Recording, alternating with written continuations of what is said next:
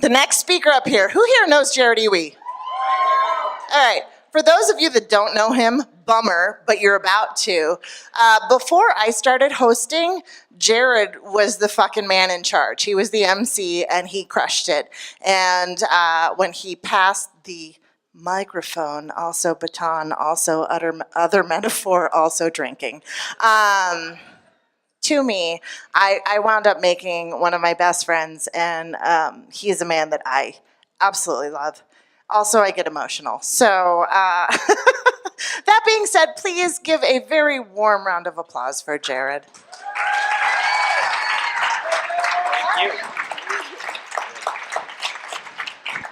Hi, thank you. Buck Theaters is awesome.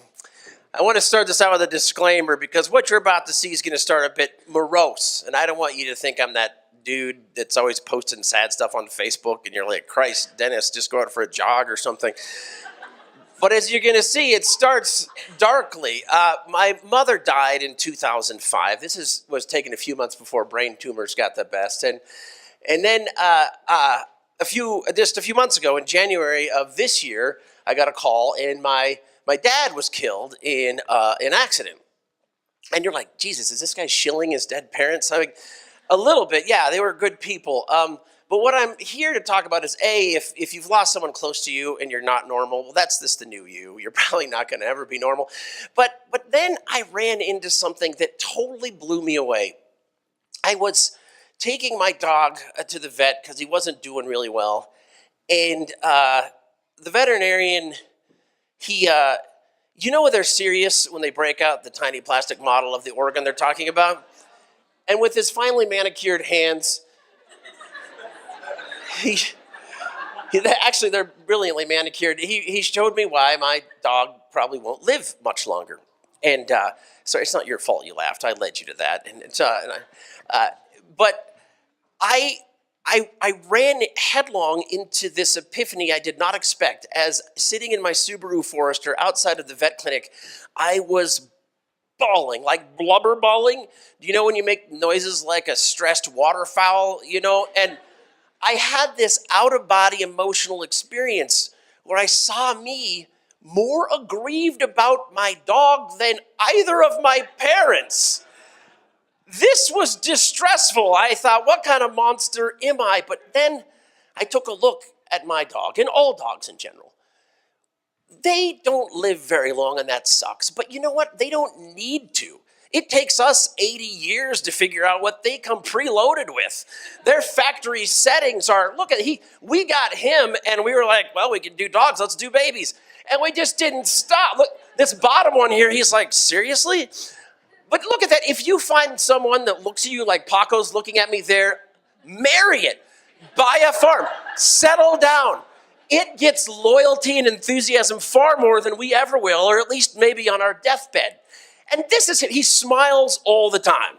We riddled him with shrieking children, and we leave him at home 8 hours a day, and he smiles. It does scare the hell out of some people, but it's a smile. This is what we get to come home to. Now, I did want to add a control. This is our lesser favorite dog. Jojo. Somebody did a number on her, and we adopted her. And when she dies, will I be so bereft? Probably not. But this is my wife telling her she probably needs to lose weight. And this reminds me that we talk to our dogs. Like, I tell Paco things I don't tell anyone else. And I actually should take this opportunity to apologize to all canines for us saddling them with our human emotional baggage. But this is the Denver International Airport website. They take pages to talk about the animals that will be there to greet you. And I am not alone in my pet grief. Look at this. For a sale price of $183.20, you can wear your dog's remains on your finger. I'm not sure if that's one of their messaging lines, but it shouldn't be. But so we're not alone. It's a big deal. And another thing with animals, too, is that I realize that their life is so short that they throw this stark timeline right in front of you. A slab of your life where you see who you were before. God, that guy was awesome. And then who you are now. It's the cruelty of chronology. That's what I want to hear, people, right there.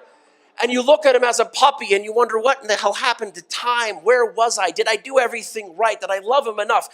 And in this, I realized a couple things that, A, my parents, well, I'm sorry about the Photoshop job, Mom and Dad, but they're looking down on me or up or whatever the case may be. And they're like, you know what?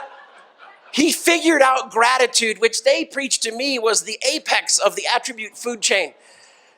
Paco's mom was rescued from the streets, and when they brought her in the house, a lovely couple, Bill and Lynn, she had an epic amount of babies, and there's Paco with a spot on his butt. And it's weird. It's like a dog trick, a pet trick. They tell us, you know what? It was short, but it was awesome. Maybe you should do it again. And there I was on the Nebraska Humane Society website, and there's a stray mom who had puppies, and one has a spot on his butt. Road trip, anyone? Thank you so much.